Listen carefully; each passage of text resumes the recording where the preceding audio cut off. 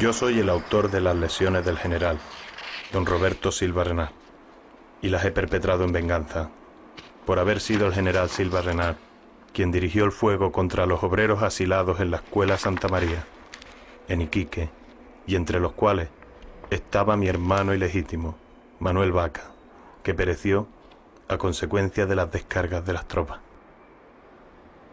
Ratificado firmo, Antonio Ramón. El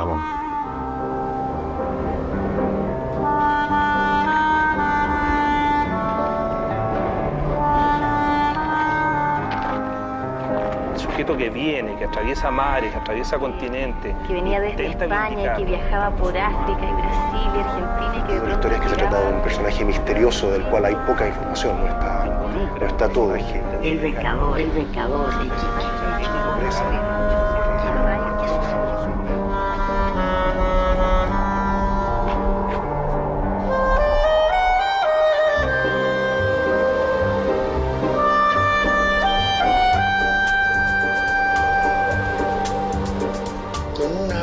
De que si no aceptaban las proposiciones que hacía el gobierno, les corrieran balas. Esa es la orden que traía, porque como lo hicieron.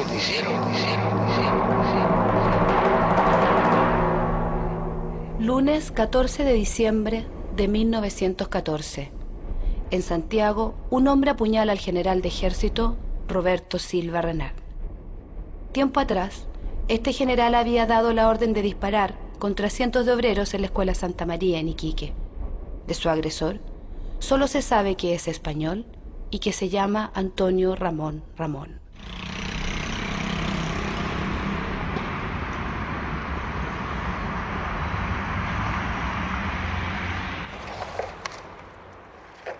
Igor Goikovich encontró el expediente judicial del caso de Antonio, fechado también en diciembre de 1914. Este documento nos entrega certeza de la existencia y de la venganza de Antonio Ramón.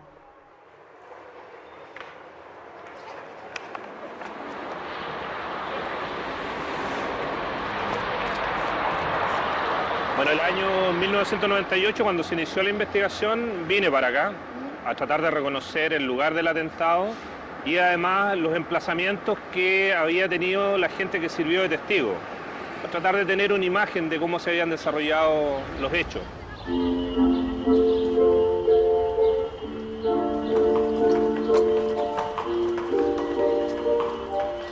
La avenida Biel en esa época ocupaba solamente lo que podríamos identificar como la margen derecha de lo que actualmente es Biel, pero lo que estaba a nuestra izquierda en esa época se llamaba Avenida Central, y al medio había un amplio bandejón de tierra que era el que se ocupaba para desplazamientos peatonales fundamentalmente.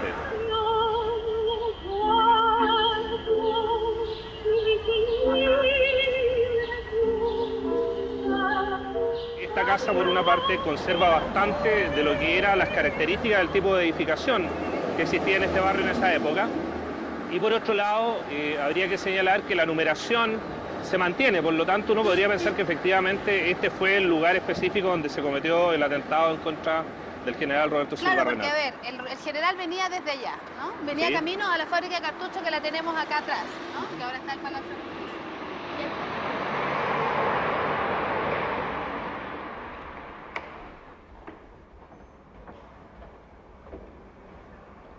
Antonio Ramón era originario del pueblo de Molvízar, en Andalucía, y emigró de esas tierras en los primeros años de 1900. Hola, buenos días. Tenemos 6 grados, el cielo está despejado y hoy médicos forenses, jueces, fiscales y criminólogos de distintos países se dan cita en Granada en el primer Congreso Internacional sobre Medicina de la Diferencia.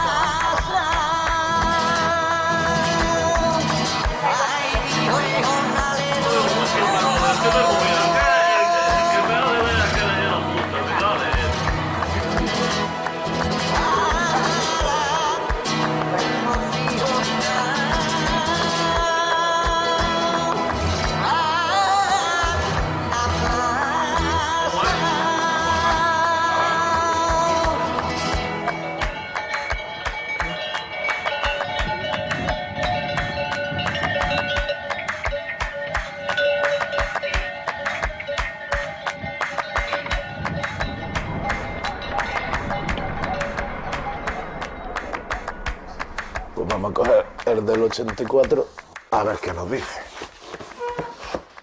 A veces las fechas no cuadran porque a los críos lo escribían más tarde, por cuestiones de servicio militar. Aquí tenemos el padrón general y ahora es cuestión de ver la familia.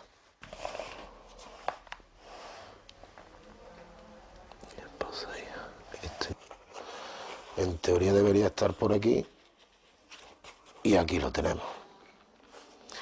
Familia número 27, don Antonio Ramón Ortiz, 44 años, casado. Encarnación Ramón Ortega, 39 años. Salvadora Ramón Ortega, no pone el apellido, de 10, y Antonio. Oficio jornalero, y se supone que la mujer sus labores. Y Antonio, que sería el que nos interesa, nació en Molvízar y también vivía con sus padres. ¿Dónde? En la calle Angustia. Y ya a partir de aquí sería ir buscando hacia arriba a intentar buscar los descendientes que quedaran. Probablemente sea una de las 3 o 4 ramas de Ramones que quedamos.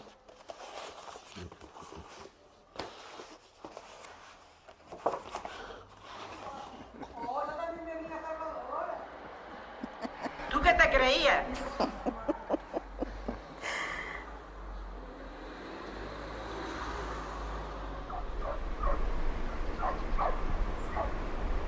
Escribió nada más que una carta. Nada más. Y le contestaron, pero ya no supieron más de él. Y el abuelo Paco, es decir, el marido de nuestra abuela Salvadora, Ramón, pues intentó, por medio de las embajadas americanas, ¿Y los consulados? tener contacto con él. Y nadie le informó de él. Y ahí se perdió ya la única información el rastro que tenemos es la que nos estáis transmitiendo vosotros.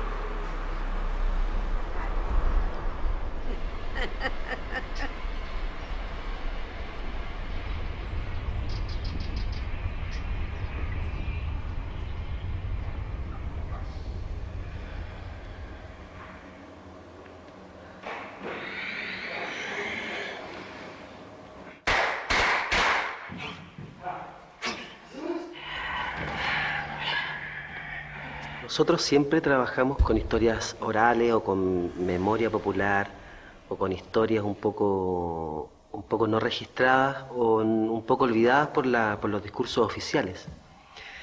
Y estábamos un poco en la búsqueda en los hechos de Iquique de 1907, encontrar un hecho particular, privado, hasta que nuestro historiador nos llegó con la noticia de que sí había un hecho muy particular, que era la venganza que un español había ejecutado en contra del general que dio la orden de la matanza en Iquique.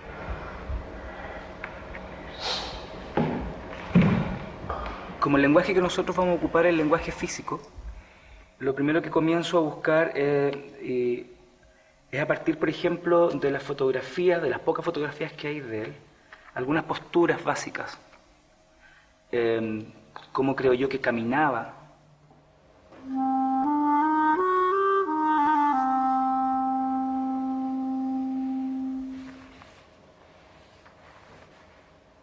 La vestimenta, el vestuario que este personaje, cómo se vestían en esta época estos personajes. Creo que también ahí hay herramientas que uno como actor va encontrando para la interpretación, para esa primera búsqueda. Yo soy el autor de las heridas perpetradas al general don Roberto Silva Renard.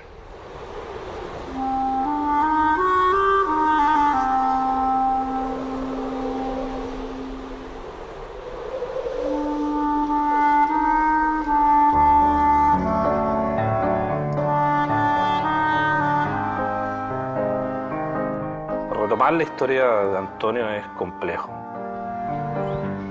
Se cría en un hogar tremendamente tensionado por los problemas familiares, por los problemas estructurales de la pobreza, por la enfermedad mental de su padre y por las constantes agresiones de que era objeto su madre en particular, precisamente por parte de este padre enajenado.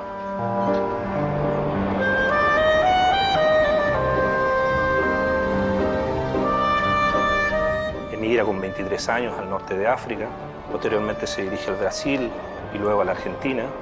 En ese interregno es que conoce precisamente a este hermano natural, hijo de su padre, en una relación de transgresión afectiva. Manuel Vaca, en este caso, lo conoce por casualidad en el norte de África, en Argelia. Tienen un parecido y como consecuencia de ese parecido son identificados por las personas que los conocen a ambos. Se reúnen y marchan juntos a América.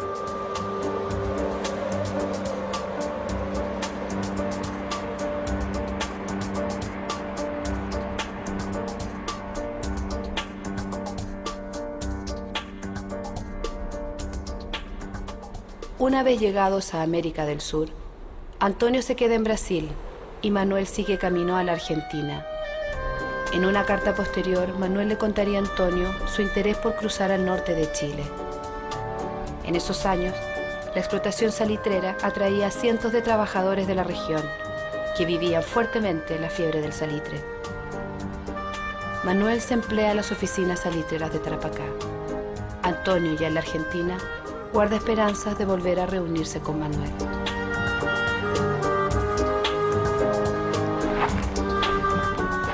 Diciembre de 1907. El flujo de cartas se interrumpe. Antonio decide cruzar la cordillera para buscar a su hermano.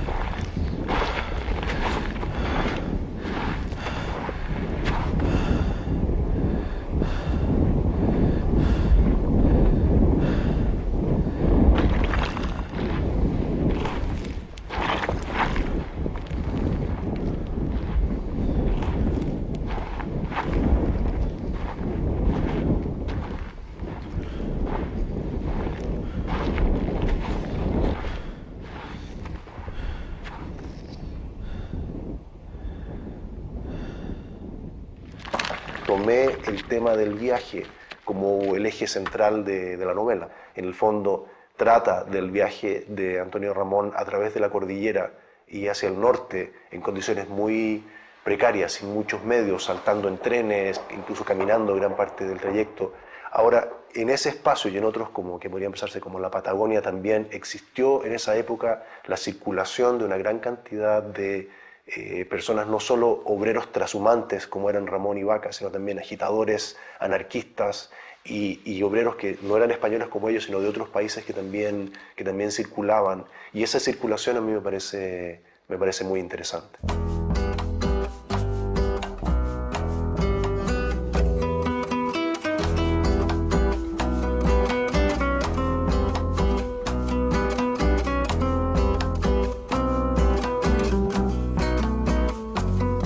Pensar en una época en la cual había grandes transformaciones sociales y políticas ocurriendo en el plano de la historia con mayúscula, con H mayúscula. Al mismo tiempo pensar en estos seres más, si se quiere, perdedores o historias menores o minúsculas que ocurren al mismo tiempo.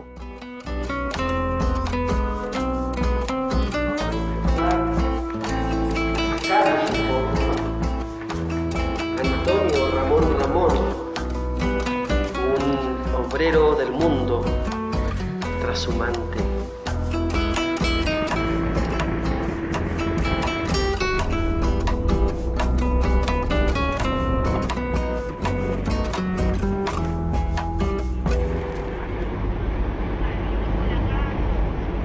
Partimos de Iquique, ¿cierto? Cruzamos Pampapisis y llegamos hasta Humberstone, que antiguamente se llamaba La Palma, y tomamos la Panamericana, ¿cierto? En dirección al pueblo de Huara, posteriormente hacia Jaspampa y Pacha. ¿De aquí está Jaspampa? Exactamente. Acá arriba. En esta quebradita, digamos, que se encuentra Jaspampa, que nos permite nosotros establecer el límite de la explotación del salitre. ¿Y cuántas salitreras más o menos había en la época? En la época, hacia 1907, en Tarapacá habían alrededor de 90 salitreras.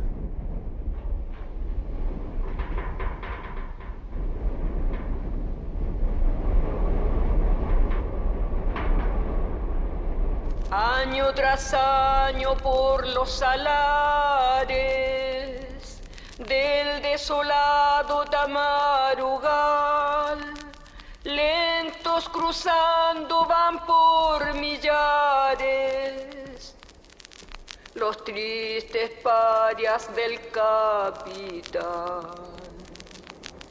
Los tristes parias del capitán. Sudor amargo, su sien brotando, llanto a sus ojos, sangre a sus pies.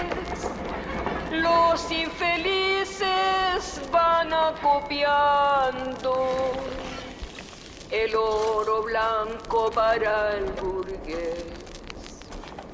El oro blanco para el burgués. Los pampinos se movían mucho de una oficina a otra. Ellos escuchaban la nombrada, que se dice.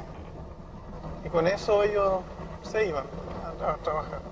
Le escribía a un amigo, mira, aquí va a abrir esta oficina, o van a contratar más particulares, o botarripe, o lo que sea. Y la gente se enteraba y partía para allá.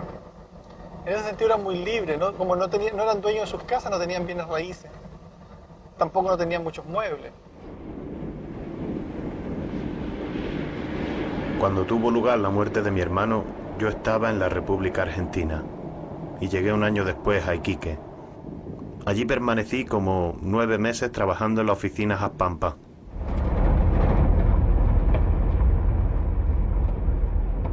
Abajo están los restos de la población, que quedaron las marcas. Allá llegaba el ferrocarril, ¿te fijas? Ahí están las huellas de las carretas. Ahí estaba la planta de elaboración. Entonces el ferrocarril, ¿ves que estaba marcadita la línea del ferrocarril? Llegaba hasta ahí para el embarque. Hablando de este. Ese que está ahí, claro. Y se conectaba con este ferrocarril que va arriba, en el cerro.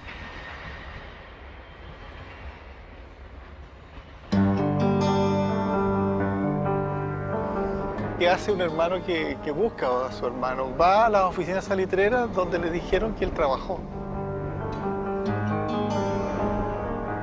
Y por lo tanto, si él dice que estuvo en Jaspampa, a lo mejor es probable que su hermano haya estado en Jaspampa buscando él a amigos y personas que pudieron contarle un poco qué hizo su hermano. Es más, su hermano, si le escribió a Buenos Aires, tiene que haberle puesto, no le pone Iquique, a Mendoza, le puede haber puesto Jaspampa, qué sé yo, enero de 1907.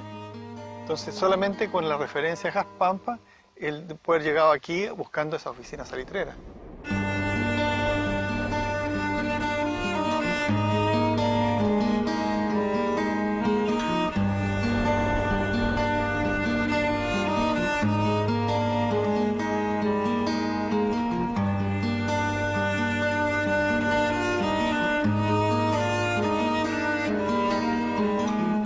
Antonio recibe la noticia de la muerte de su hermano. Los compañeros de trabajo le cuentan que Manuel fue acribillado en la escuela Santa María en Iquique. Manuel había bajado caminando por la pampa, como miles de otros obreros y sus familias que dejaron sus labores en las oficinas salitreras. Querían pedir a sus patrones y al gobierno que compartieran con ellos las inmensas ganancias que generaba su trabajo en el salitre. Manuel estaba entre ellos. El impacto de su muerte es intenso. Antonio solo retiene un nombre: Roberto Silva Renard.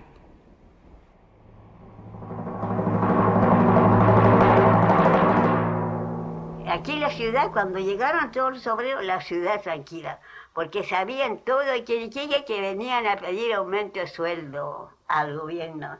No venían con ninguna cuestión de enojo, de huelgas, no. Muy tranquilo.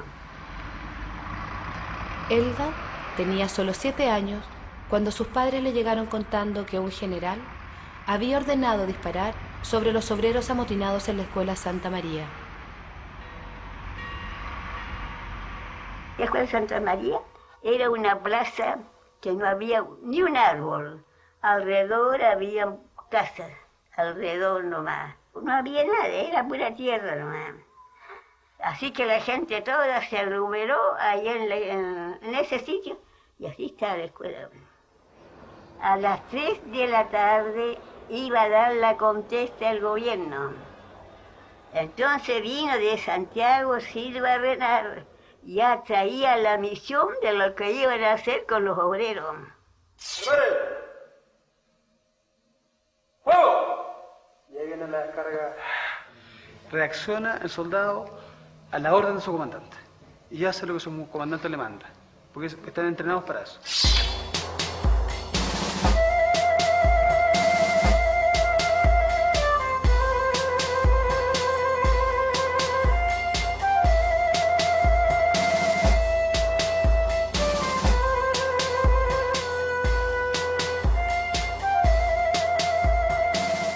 Hay que partir diciendo que él comenzó su carrera militar en los campos de batalla, o sea, directamente durante la Guerra del Pacífico. Posteriormente, él le toca trasladarse a Europa, posteriormente participa en la Guerra Civil del 91, vuelve a Europa. Entonces, la verdad que él tuvo una vida, sus primeros años, dedicada 100% a la carrera y dedicada 100% a su vocación militar. Si uno recorre sus actividades, él obviamente en todas durante la Guerra del Pacífico, en todas las batallas que participó, tuvo una destacada actuación. En Tacna fue victorioso, posteriormente en la Guerra Civil también participa en el bando vencedor. Silva Renard andaba con coraza, andaba en una yegua blanca. Eso me cuenta mi papá, porque cuando ese día toda la gente estaba tranquila, mi padre con mi mamá habían ido al centro a comprar. Cuando en el centro, a esa hora, a las 3, sienten la descarga. Nadie sabía lo que iba a hacer, pero Silva Renard sabía la misión que traía. Hace 100 años, miles de obreros hacinados en la Escuela Santa María vivieron días de efervescencia y esperanzas de cambios a la dura vida que llevaban.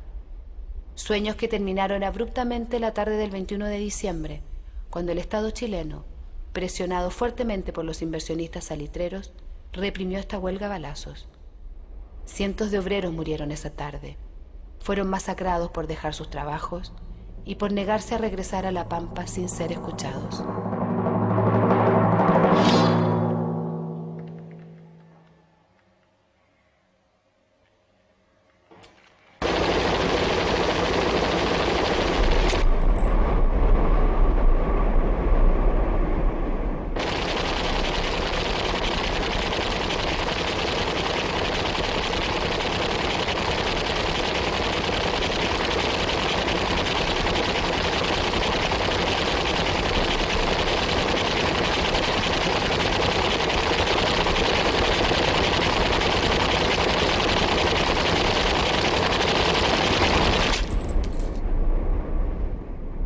Fue todo muy rápido y fue todo muy predecible, la reacción tanto de la masa de personas que había ahí y el empleo de las ametralladoras, que fue no más allá de 30 segundos, según los relatos de todos los que coinciden, tanto el parte oficial como la gente que escuchó el tableteo de las ametralladoras. ¡Manuel!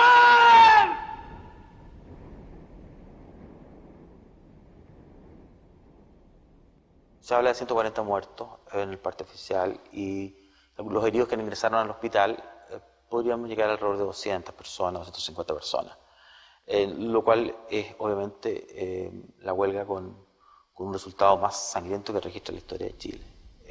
Eso no cabe ninguna duda.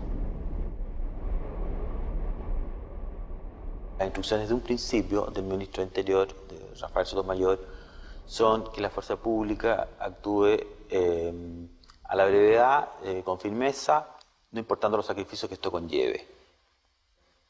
No cumplir un mandato, una orden, sobre todo la jerarquía militar que tenía Silva Renard, se exponía obviamente a la destitución, obviamente, y a enfrentar un consejo de guerra por incumplimiento de deberes militares. Yo soy el autor de la serie. Roberto Silva Renard.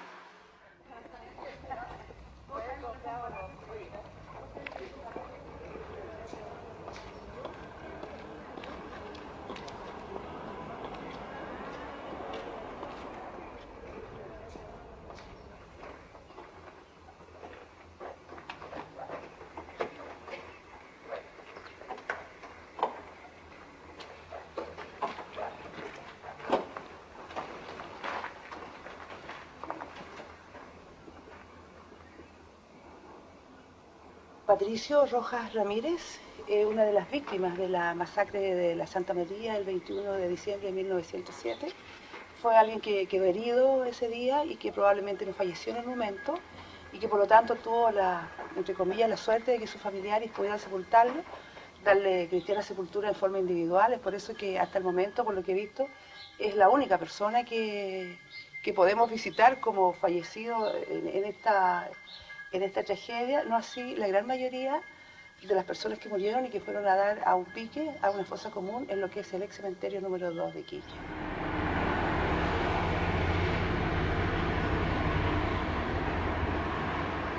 En los años 60, ese sector fue, ¿cómo se llama?, motivo de tomas, qué sé yo, que la gente empezó espontáneamente a considerar allá para construir sus casas, y el cementerio 2 se fue desplazando, y tengo entendido que por instrucciones del director del Servicio de Salud de esa época, los cuerpos que estaban en la fosa fueron trasladados al cementerio número 3. No todos, algunos quedaron ahí, le pasaron máquinas, y bueno, la idea nuestra es recuperar lo más que podamos de esa gente.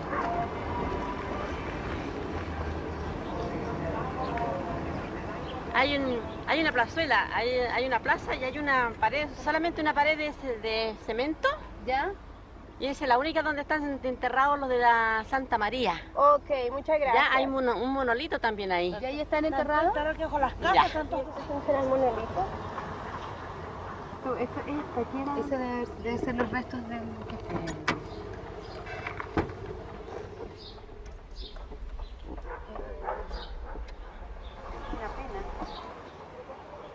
¿Usted había venido acá? Sí, sí había venido. ¿Qué había aquí, Daniel? Nada. Era puro cerro nomás. Cerro. Pelado. Las tetas que están así. ¿Ya? Acá era puro... Era un sitio... pura tierra. Ahora es basural, y esto acá está lleno de cadáveres acá. Este era un muro que hicimos nosotros. Nosotros mismos hicimos este muro para echar cadáveres acá. Mi padre me cuenta, él fue testigo de la matanza, tenía él 8 años, nació en 1900 y vivía frente a la Sociedad de Artesanos en la calle Barros Arana, con Seger. Y él tuvo la suerte de ver, sentir los balazos y todas esas cosas. Y cuando llegamos acá al cementerio 2 me dice, hija, mire, aquí están los fallecidos de la Santa María.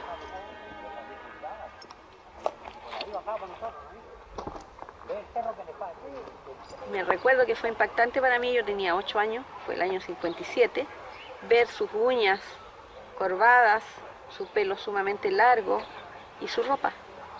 La ropa, su sombrero y la ropa típica del Pampino. Y los cadáveres están así, encima de oso. De espalda, de lado, correcto, con gorro, con chaleco, con... Era un queso. Entonces nosotros cuando los fuimos a sacar los teníamos que tirarlos así porque cuando ya entra la purificación de los cadáveres, iban juntando.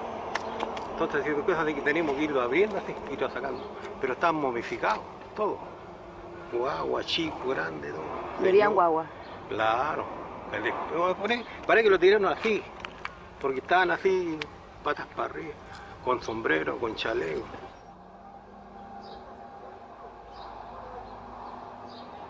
Allá en el cementerio 3 le sacamos la ropa a los finaditos y los sepultamos así nomás, desnudos. ¿Y les tuvo que sacar la ropa cada uno? Claro, todo.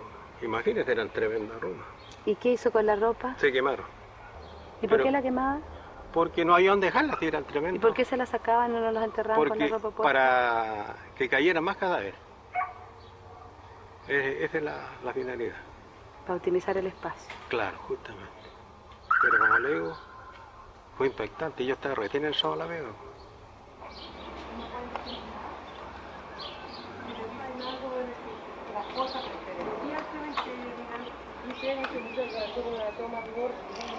La situación de la escuela Santa María.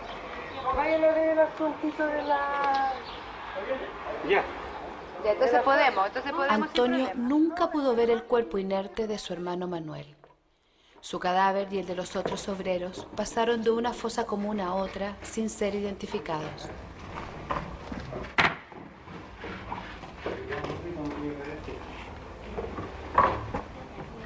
¿Ve que le falta un pedazo ahí de muro? Ajá. El pedazo chico con una cosa que sí que se ve madera arriba. ¿Ya? Ahí están los cuerpos.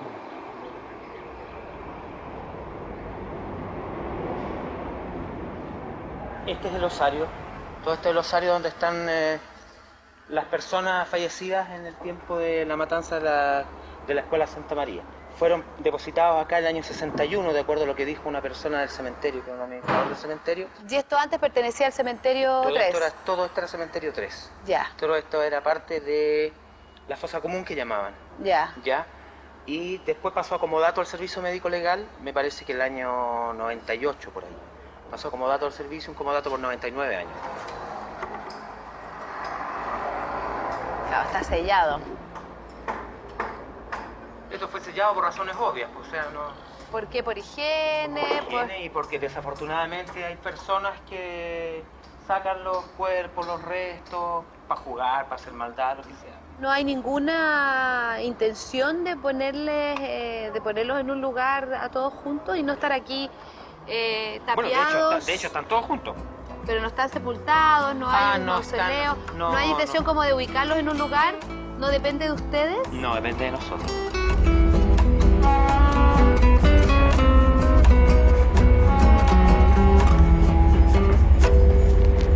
Pido venganza por el doliente, huérfano y triste que allí quedó. Pido venganza por el sufriente que la metralla pulverizó. ¿Te acuerdas de Quique?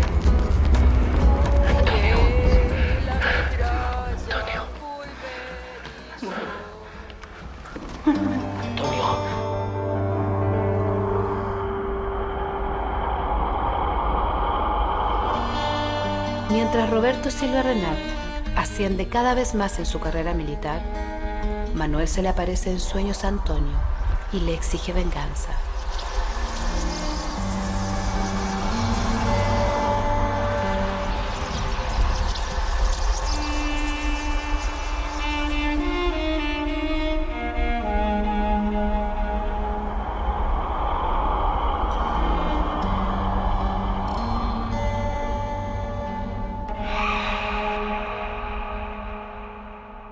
Esta es la cruz que recibió. Sí, es una de las medallas que recibió el general Silva Renard. Él tuvo bastante más condecoraciones que esta. Esta es una de las que él obtuvo por sus destacados servicios prestados en la misión militar chilena en Europa. ¿En qué tiempo la recibió? Esta tiene que haberla recibido alrededor del año 1907 aproximadamente, antes de la Primera Guerra Mundial en todo caso. Ya, o sea, fue después de los hechos de Iquique, después de 1907 fue cuando fue la próxima vez a Alemania. Claro, es probable que lo haya recibido. Habría que consultar el diploma de otorgamiento, pero es más o menos en esa época. Soy Manuel Vaca, de Barco de Ávila, Castilla la Vieja, y quiero que avises a la familia en España, a Ramón, para que venga alguno de mis 11 hermanos a matar a Silva Renard. Singular testamento. Vendría algún día un Vaca a cumplir con la petición del muerto. Nunca podría vivir tranquilo.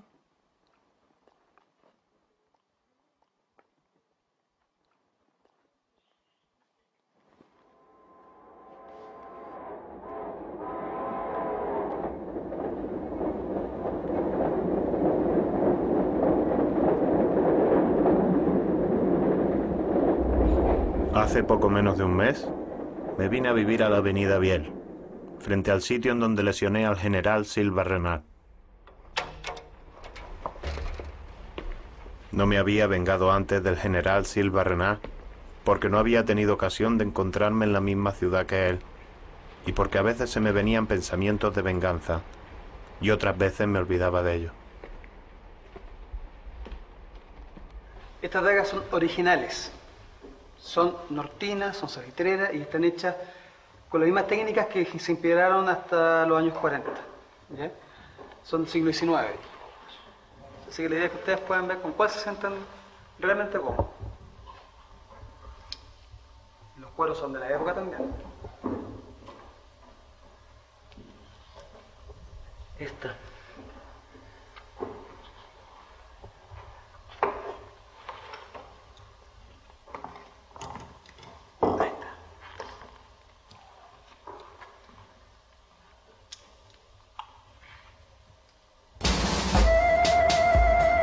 El general Silva tenía sus oficinas en arsenales de guerra, en su calidad de director de material de guerra. Él se desplaza en dirección al sur por la avenida Biel. Cuando va a llegar a la altura del pasaje Baltra, que es una callecita que estaba antes de la avenida Rondizoni, es atacado por la espalda por Antonio Ramón. Aquí tú puedes apreciar la avenida Biel y al fondo el Parque Cauciño. Es una avenida importante, con un gran tránsito de carruajes y también fundamentalmente también había una línea de tranvía que recorría esta zona. Entonces, este hombre debe haber salido de la oficina central que está por ahí por el frontis y caminó por esta esquina, por esta orilla de la calle Vial, ¿no? Y posiblemente siguió en dirección al sur. Bordeando el Parque Cauciño. Exactamente. El peso acá te ayuda justamente al trabajo que la hoja entre en forma lo más limpio posible, te da como un empujoncito.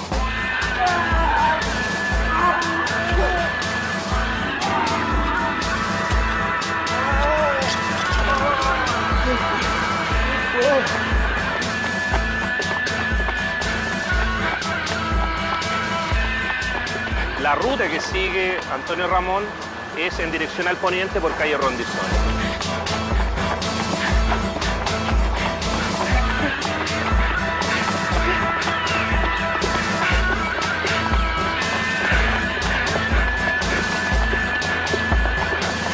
Y se encuentra de frente con un guardia de la penitenciaría que es quien, en definitiva, lo va a detener.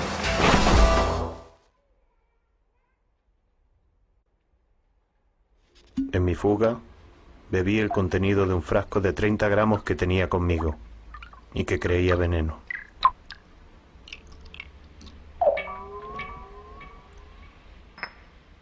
Enseguida me cogieron de los brazos 2 soldados y en ese momento un oficial, que creo es capitán, que venía de la fábrica de cartuchos, me dio de sablazos en la cabeza, estando tomado de los brazos por los soldados.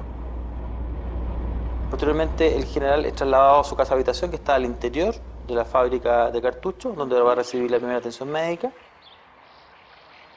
Y su agresor va a ser trasladado a la fábrica de cartuchos inicialmente para desde ahí ser retirado por la policía en dirección a la cárcel.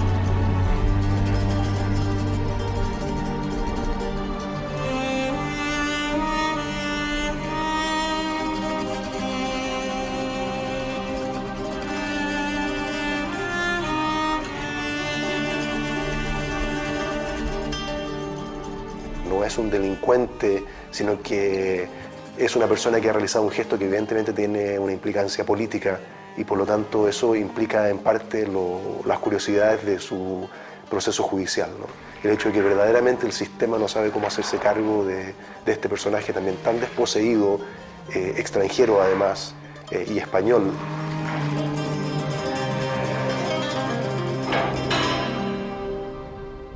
Antonio, una vez detenido, ve pasar el tiempo en silencio. Durante los 3 años que dura su proceso, se desarrollan algunas teorías sobre las razones de su atentado. Anarquismo, venganza, locura.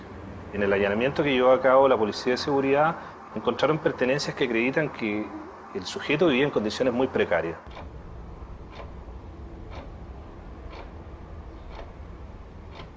Hay vajilla, hay una mesa, hay implementos para afeitarse, hay un libro de medicina, claro, que es lo que es muy interesante respecto de las pertenencias que se encuentran acá.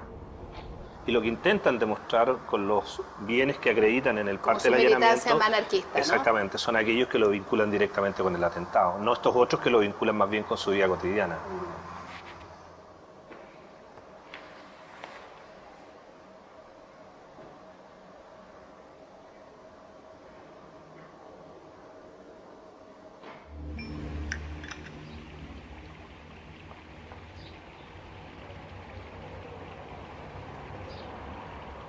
Antonio Ramón, en primer lugar, fue impulsado como por una fuerza increíble que le impidió no pensar en nada hasta que no cumpliera su deber, que era ser el vengador.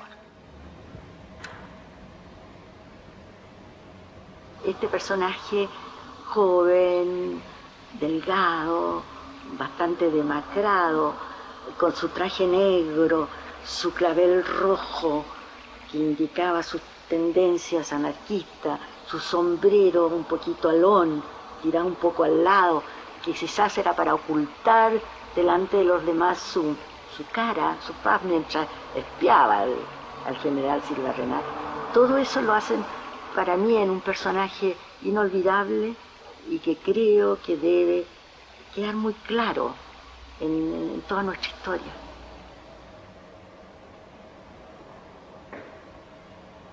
Antonio es originario de una región en España, de Andalucía, donde el anarquismo penetró fuertemente entre los sectores populares y donde la cultura popular está fuertemente permeada por el anarquismo.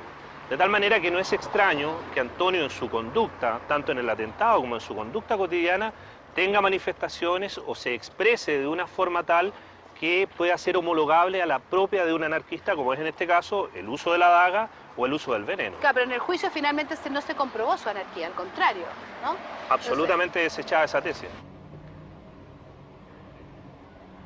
Reitero que he obrado por venganza personal y que no tengo ningún cómplice, ni a nadie habría comunicado mis deseos de venganza. La verdad que ese atentado yo creo que sorprendió a todo el mundo, porque en realidad habían pasado ya alrededor de 7 años de los hechos. El agresor, como digo, es un ciudadano español, no es un chileno. Por otro lado, ¿Eso tiene algo que ver? Bastante que ver, porque todo indica que Manuel Vaca no existe. No hay ningún documento que así compruebe la existencia de Manuel Vaca, ni de ingreso, ni de egreso de Chile. Por lo tanto, podríamos estar ante la presencia de un atentado a una persona que tiene sus facultades mentales perturbadas y por lo tanto no podemos colocarlos en el supuesto de que su móvil sea efectivamente la venganza. Soy Manuel Vaca y quiero que avises a la familia en España, a Ramón, para que venga alguno de mis 11 hermanos a matar a Silva Renard. Esto lo saqué de la información de aquel tiempo, que sobre todo me la dio un sobreviviente de la matanza de Santa María, llamado Elías Laferte. Y escuchó él este mensaje, que viniera alguien de su familia para vengarlo y para matar a Silva Renard.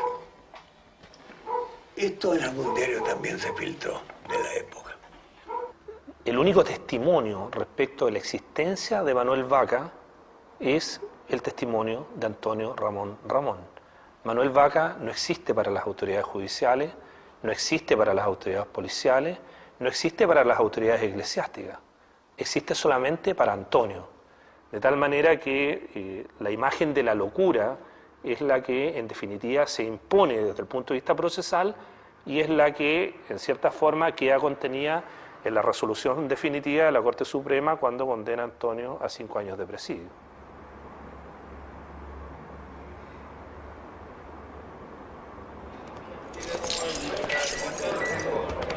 Muchos vieron a Antonio entrar a la cárcel. Su imagen pública fue la de un inmigrante menor que transgredió el Estado. Una vez que la prensa se fue, Antonio comienza a desvanecerse. Ramón Ramos Antonio Luis. Oh. Me llegué a emocionar. Hay alguien aquí que entró el 14 de diciembre de 1914, ¿ya? Que es otro reo que también fue condenado a 5 años y 1 día. ¿Qué ocurrió con él inmediatamente después que se cerraron en su espalda las puertas de la prisión? Es tremendamente difícil y queda en el plano de la mera especulación. Las alternativas en ese sentido son tremendamente amplias. Pudo haberse desplazado nuevamente hacia el norte salitrero, pudo haber partido hacia las faenas del estaño o del azufre en Bolivia, pudo haber regresado a la Argentina, donde se había desempeñado durante un tiempo relativamente largo en las actividades agroganaderas, pudo haber partido al Brasil nuevamente a las actividades del café, es decir, a los destinos que eran propios de los peones, de los trabajadores, de los jornaleros de la época. Pero establecer de manera fehaciente o fidedigna el paradero de Antonio ya ha quedado en el plano de la ficción. Yo me lo imagino con todos esos obreros, con sus pañuelos, porque se demoraba mucho, el barco va lentamente alejándose, y él parado con su sombrero igual, con su clavel rojo, que nunca se lo quitó por lo demás, y lo van despidiendo, y en el fondo como diciéndole gracias por haber aparecido, gracias por haber hecho lo que hiciste. Allá hay todo un vitoreo, unos gritos hacia él, de entusiasmo y de despedida que son muy emocionantes. Y eso que nunca más se supiera de él también es como muy extraño. Que se esfume. Se esfuma, sí.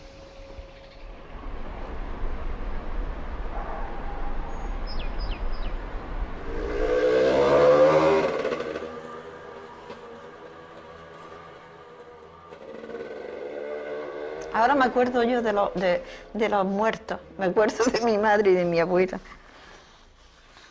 Con tantos años, alegría. Que este es como es, casi como este. Bueno, ahí está más deteriorado. Pues sí, sí tiene bastante parecido. Y un bigote casi como el mío. Más pequeño. Dice que lo deportaron de Chile, pero ya no sabemos para dónde tiró. Creemos, son sospechas, ¿no?, que en la deportación no llegó a España ni a ningún otro país, desapareciera.